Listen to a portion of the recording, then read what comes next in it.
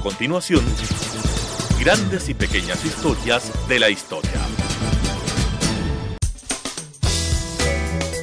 Clasificación A. Apto para todo público. KTV. Educación por televisión. Educación de calidad.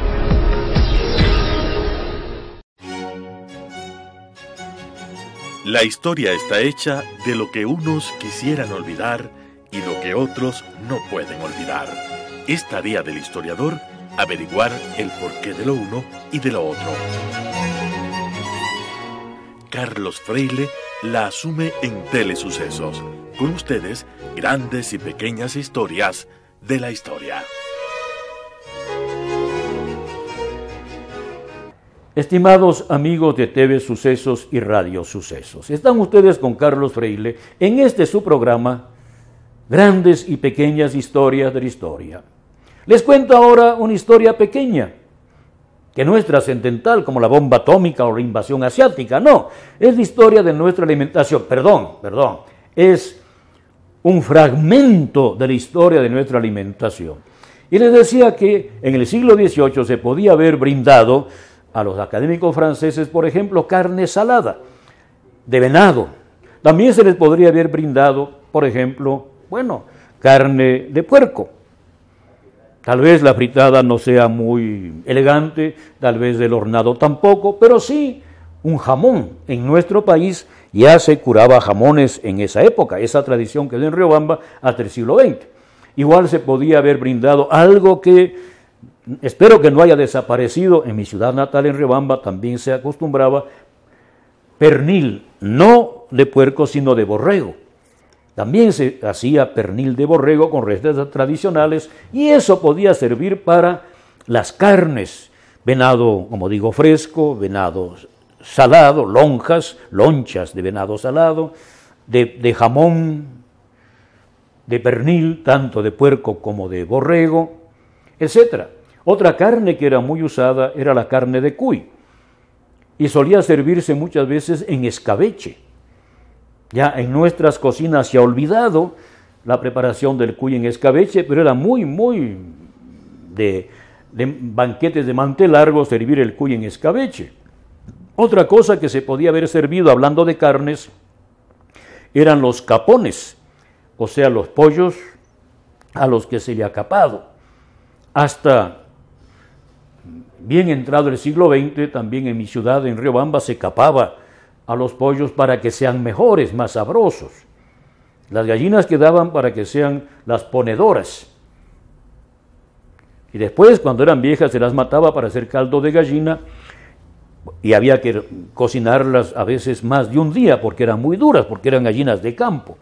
En cambio, a los capones, el capón crea menos músculos, más grasa, entonces era una carne mucho más apetitosa y se solía castrar a los pollos para esto. ¿Qué se podía hacer tanto con la carne de gallina como la carne de capón?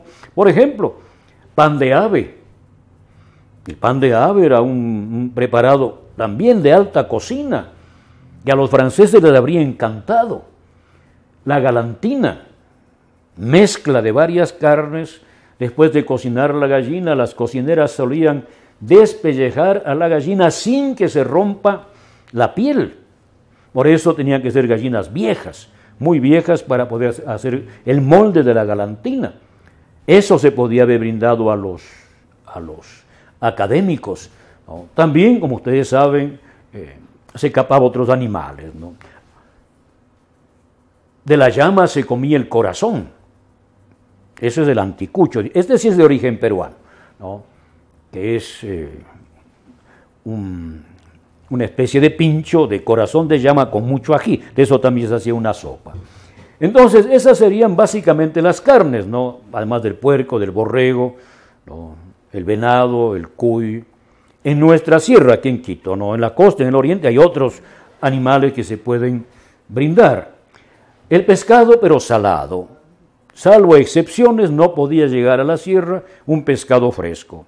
Entonces había que desalarlo, etcétera, para dar parte. Eso sí, en los banquetes se solía dar, ¿no?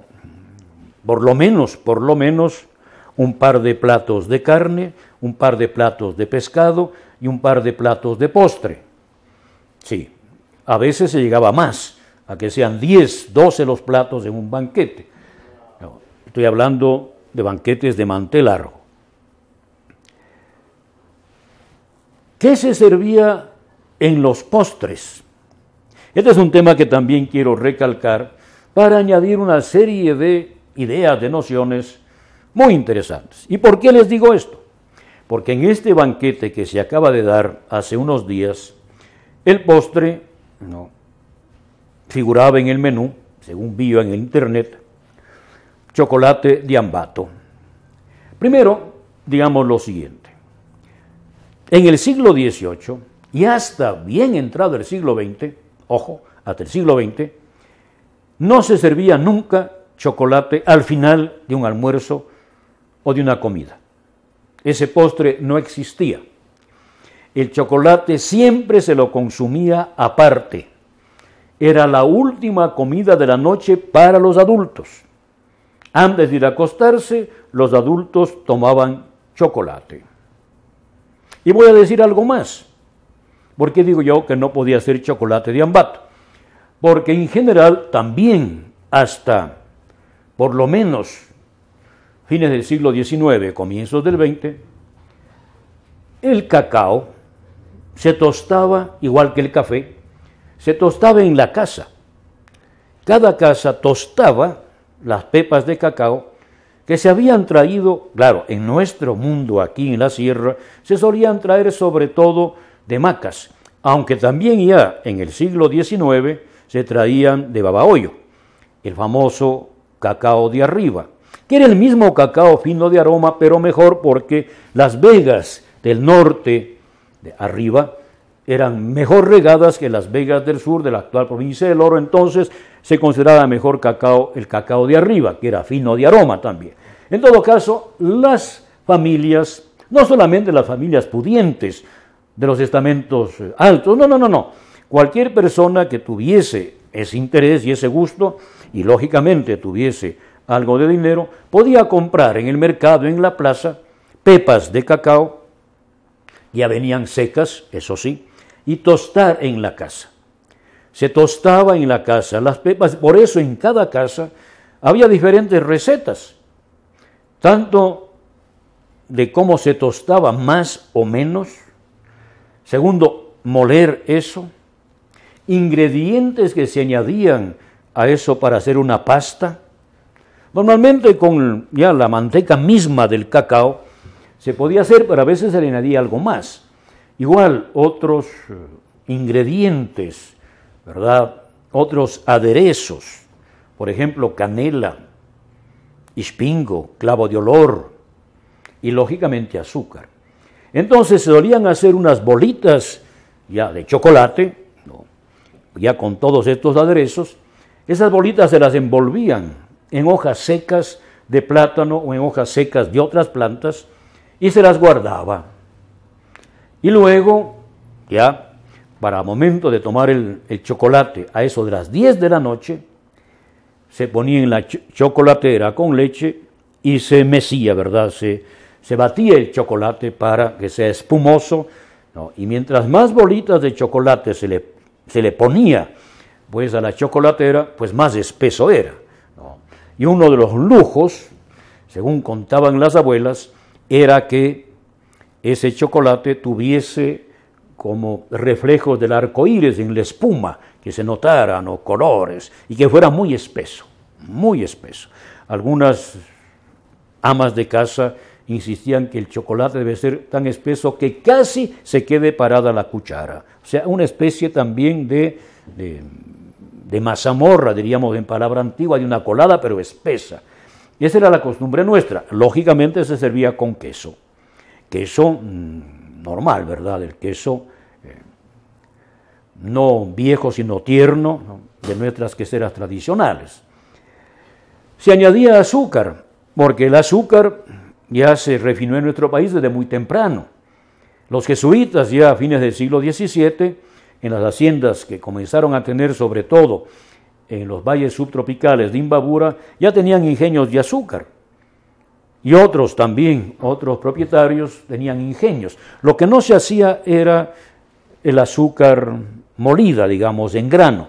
Se hacían unos pequeños conos de azúcar, se solía purificar la panela o la raspadura con azufre, no, por eso venía a ser un poco dañina, y se hacían unos conitos de azúcar blanco que luego se rompían o se rayaban para endulzar.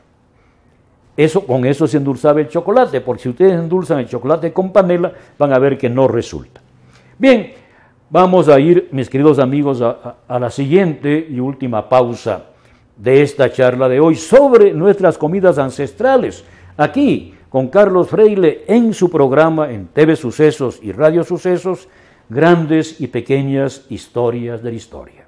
Educa TV, educación por televisión, educación de calidad. Grandes y pequeñas historias de la historia.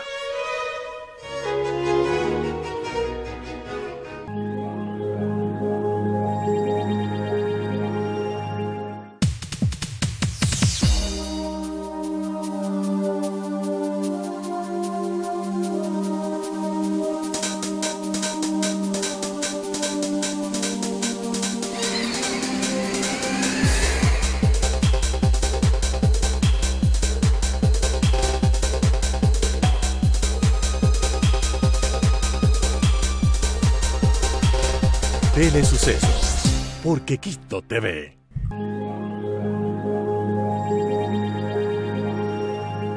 Educa TV, educación por televisión, educación de calidad. Grandes y pequeñas historias de la historia. Estimados amigos de TV Sucesos y Radio Sucesos, están ustedes con Carlos Freile en su programa Grandes y Pequeñas Historias de la Historia. Estoy conversando ahora con ustedes sobre la comida nuestra, la comida tradicional. He comenzado este programa indicando que no es verdad que los incas hayan dado cocina a nuestros antepasados indígenas. No es cierto. Nuestros antepasados indígenas, como se prueba de manera indudable por N documentos arqueológicos, en monumentos arqueológicos, tenían una cocina muy interesante desde antes que lleguen los incas. Muchos de estos elementos todavía nosotros los hemos conservado, y será bueno que la conservemos y lo conserven nuestros hijos y nuestros nietos. En segundo lugar, he hablado de qué se podía haber brindado en un banquete en el siglo XVIII, por allá por 1737, a los académicos franceses. Resumiendo, yo les decía que se podía haber brindado carne de venado, tanto tierna, fresca como salada, cuy en escabeche, jamón, pernil, tanto de puerco como de borrego, capones, pollos capones, pan de ave, galantina.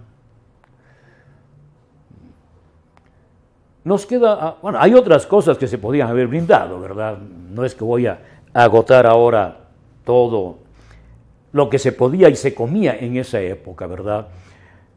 Como digo, en los banquetes se solía dar varias carnes, varios pescados, se traía seco y luego se lo adobaba, ¿no? ¿Verdad? Sí es verdad que los incas, los gobernantes, podían comer pescado fresco porque tenían los chasquis. Ya. Pasemos a los postres. Como decía en el segmento anterior, hasta bien entrado el siglo XX no se servía chocolate como postre. No se usaba. El chocolate se lo servía como bebida al final del día. Y solo los adultos tomaban porque era de noche, antes de acostarse. Después vendrá ya esto de los postres con chocolate. Yo pienso que en esto hay también influencia extranjera, ¿no? En nuestro país, no. Influencia italiana, francesa, etc. Pero en todo caso, ¿qué se podía haber brindado de postre en esa época? Sin lugar a dudas, un postre que era siempre bien recibido y bien brindado, es ese que nosotros decimos helados de paila. Ya en el siglo XVIII nosotros tenemos referencias a los helados de paila, no solamente en lo que ahora es el Ecuador, sino también en esa región que ahora es colombiana, que es el Cauca. Hay una serie de referencias documentales de helados de paila en Cali, en Popayán, en Pasto, etcétera, en el siglo XVIII. De tal manera que no es tampoco verdad que los helados de paila se inventaron en Ibarra a fines del siglo XIX. ¿Serán los helados mejores? Sí, eso no discuto. ¿Serán los más famosos, los con tradición y solera? De acuerdo, no discuto. Pero sí puedo discutir y decir que ya en el siglo XVIII se brindaban helados de paila. No se llamaban así, se llamaban sorbetes. Y se hacían con jugos de fruta y con azúcar, lógicamente. El hielo, para Quito, se lo traía del Pichincha. No nos olvidemos que en el siglo XVIII el Pichincha tenía hielos perpetuos. Yo he conversado con ancianos quiteños que me contaban que en su infancia había hielo en el Pichincha y de ahí se traía para hacer los sorbetes. Jugos de frutas, ¿no? También nuestro amigo, ¿verdad?, que cité antes, el señor Armendáriz, nos habla de frutas que se usaban aquí, por ejemplo, frutas de la pasión. Eso es cierto. ¿No? La granadilla de la tierra, que se llamaba, que es el maracuyá que llaman ahora, granadilla de la tierra, el taxo, el tomate de árbol, luego ya la mora, tanto la autóctona como la de Castilla, etcétera, sorbetes de frutas, sorbetes también de leche, de huevo, en fin. Y perdón, me estoy olvidando de una carne que también se servía aquí en los banquetes, la carne de perdiz. También con la carne de perdiz se podía hacer una serie de platos que se ofrecían en los banquetes. La perdiz nuestra de páramo, ¿verdad? Bien, pero entonces, volvamos a los postres. Chocolate no. Se servía sorbetes. Pero también, como digo, había varios postres. Además del sorbete, otros. Y voy a citar a lo mejor uno solo, que era muy apetecido, muy reconocido por la gente cuando quería ofrecer algo especial a sus invitados. Los turrones. Los turrones. No había solamente el que se llamaba turrón de miel, que es el turrón más común, ¿verdad? Huevo, miel, etcétera. A este turrón, usando la costumbre española, pues el famosísimo turrón de Alicante, a veces se le añadía almendras. Estas almendras o venían de España o ya para el siglo XVIII, XIX venían de Chile. Entonces se hacía turrón de almendras. Como aquí, en general, era difícil conseguir las almendras, se hacía también turrón de maní. El maní sí había aquí, es un producto autóctono de origen americano, y se hacía turrón de maní. Este era un turrón que también se brindaba, pero era considerado un poco inferior al turrón de almendra, al que nosotros llamábamos de niños turrón de Alicante. Pero había otro turrón que creo que se conserva todavía en Cuenca, que para mí es el mejor, el turrón de ajonjolí. En nuestro país no había ajonjolí. Tengo entendido que después se comenzó a sembrar también en el Perú ajonjolí, un producto que viene del viejo continente. Y se brindaba, se hacía antes, pues, el turrón de ajonjolí. Miel, ajonjolí, etcétera, ¿verdad? No voy a entrar en las recetas porque este no es un programa de cocina, es un programa de historia. Entonces, en los postres se podía brindar este turrón de ajonjolí. Era considerado un postre de lujo. Y de hecho, no es solamente de lujo porque el ajonjolí era raro y caro, sino porque es necesaria una cierta habilidad para que salga bien este turrón, para que salga justo en su punto. Entonces era considerado, además hay que reconocer que el sabor de este turrón es realmente muy delicado y es fuera de serie. Entonces, yo les he contado a ustedes algo sobre nuestra cocina, no con la intención de sentar cátedra ni decir que alguien se ha equivocado, de hacer quedar mal a nadie, no, de ninguna manera. Yo lo que quiero es defender nuestra historia. nuestra historia, aquello que nosotros hemos recibido y que lamentablemente a veces vamos olvidando. Ahora no se puede hacer lo mismo que se hacía antes, estamos de acuerdo.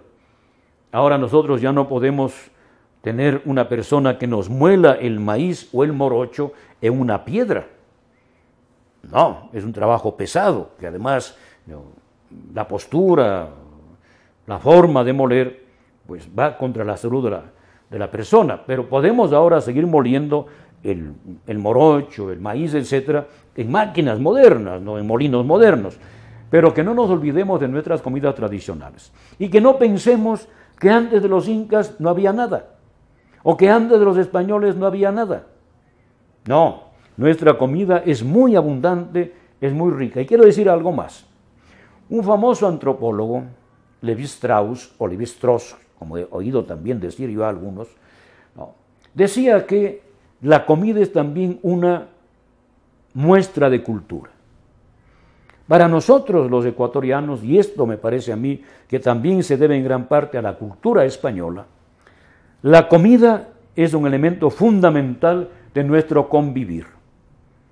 Nuestras comidas son elaboradas, nuestras comidas a veces son difíciles, por eso es que muchas veces se requería la presencia de la familia prácticamente en pleno para preparar. Tanto la preparación como la consumación, digamos así, lo digo de adrede, consumación de la comida era un rito familiar, era una forma de mantenernos unidos. Por eso es que también era costumbre, por ejemplo, cuando se hacía la mazamorra morada o cuando se hacía la fanesca, hacerla en grandes ollas, quien lo pudiera hacer, y luego repartir entre vecinos y amigos. Y a su vez los vecinos y parientes, vecinos, parientes y amigos, mandaban a las casas la que ellos habían hecho. De tal manera que nosotros tenemos una tradición culinaria muy rica, que viene desde hace miles de años. No la perdamos, queridos amigos, más bien potenciémosla, pero respetando nuestra tradición. Aplaudo las innovaciones, aplaudo la creatividad, pero también aplaudo ese deseo de conservar las formas de presentar los alimentos que nosotros heredamos de nuestros abuelos y sobre todo de nuestras abuelas. Queridos amigos, me despido. He estado con ustedes, Carlos Freile, en este su programa, Grandes y Pequeñas Historias de la Historia, aquí en TV Sucesos y Radio Sucesos. Educa TV, educación por televisión, educación de calidad.